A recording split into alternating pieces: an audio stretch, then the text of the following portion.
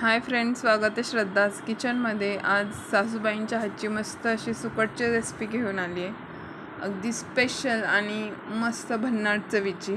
तर या ठिकाणी सुकट छान स्वच्छ करून घ्यायची आहे, त्याच्यानंतर मंद आचेवर छान भाजून घ्यायची आहे। 1-2 ते 3 मिनटं व्यवस्थित अशी भाजून घ्यायची आणि भाजून झाल्यानंतर एकीकडे कांदा, टोमॅटो, त्याच्यानंतर कढीपत्ता, कोथिंबीर या सगळ्याची तयारी करून घ्यायची। याच्यानंतर कढईमध्ये तेल टाकून घ्यायचं आहे, कढीपत्ता छान तडतडू द्यायचा आहे। कढीपत्ता छान तडतडला की त्याच्यानंतर कांदा टाकायचा आहे आणि छान असा व्यवस्थित ब्राऊन होईस्तोपर्यंत भाजून घ्यायचा आहे कांदा। या ठिकाणी आपण कांदा टाकतोय।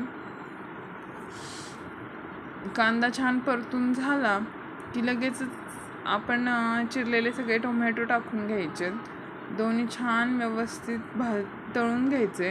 याच्यानंतर सुकट जी आहे ती पाण्यात 5 मिनटं भिजत घालायची आणि मग नंतर मसाले टाकून घ्यायचे। त्याच्यामध्ये मिरची पावडर टाकली 1 ते 1.5 चमचा, हिंग टाकायचे, त्याच्यानंतर थोडीशी आपण वाटलेली मिरचीसुद्धा याच्यामध्ये घातली ज्याने मस्त टेस्ट येईल। त्याच्यानंतर मीठ टाकून घ्यायचं, सगळं छान एकजीव करायचं व्यवस्थित। याच्यानंतर 5 मिनटं पाण्यात भिजवलेली सुकट छान त्याच्यातलं पाणी ड्रेन करून घ्यायचं आणि ती टाकून घ्यायची आणि सगळं एकजीव करून रेडी आपली मस्त अशी सुकट।